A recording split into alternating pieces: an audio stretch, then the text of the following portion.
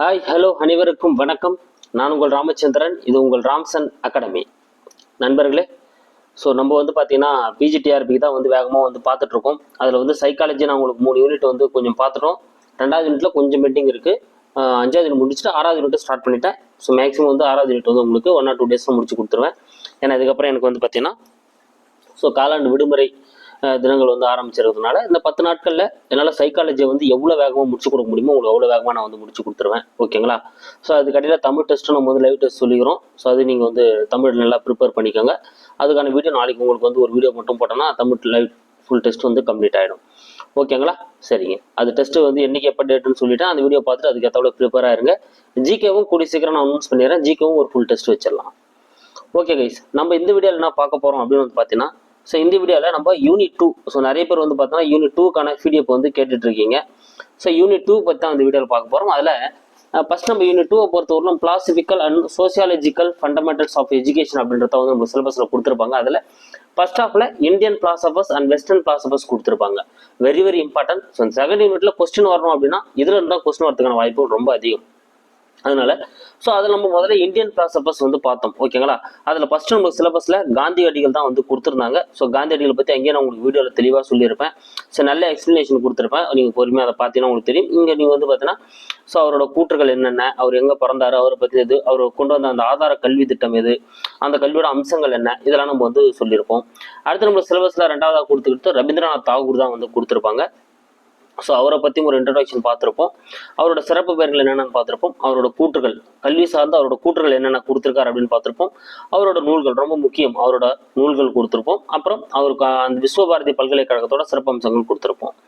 அதுக்கப்புறம் நம்மளுக்கு சிலபஸில் கொடுத்துக்கிறது விவேகானந்தர் தான் கொடுத்துருப்பாங்க, சுவாமி விவேகானந்தர். ஸோ அவரை பற்றின இன்ட்ரடக்ஷன் பார்த்துருப்போம். அவருடைய கூற்றுகள், ஸோ ஓகேங்களா, கல்வி சார்ந்தவரோட முக்கியமான கூற்றுகள் என்னென்னு பார்த்துருப்போம். அவருடைய சிறப்பு பெயர் என்ன, விவேகானந்தர் சிறப்பு பெயர் என்னன்னு பார்த்துருப்போம். அவருடைய நூல்கள், அப்புறம் அவர் சார்ந்த பிற செய்திகள் என்னென்ன இருக்கு, எக்ஸாம் ஓரியன்டாக முக்கியமான பாயிண்ட்ஸ் உங்களுக்கு தனியாக கொடுத்துருப்பேன். அப்புறம் நம்மளுக்கு சிலபஸில் ஜே கிருஷ்ணமூர்த்தி அவர்கள் இருப்பார். அவரை பற்றின இன்ட்ரடக்ஷன், அவருடைய கூற்றுகள், அப்புறம் முக்கியமாக அவருடைய நூல்கள். ஓகேங்களா? ஸோ அவருடைய நூல்கள் ரொம்ப ரொம்ப முக்கியம். அப்புறம் பிற செய்திகள், அவர் சார்ந்த பிற செய்திகள் என்னென்ன இருக்கு, எக்ஸாம் ஓரியன்டாக அதையும் நான் உங்களுக்கு கொடுத்துருப்பேன்.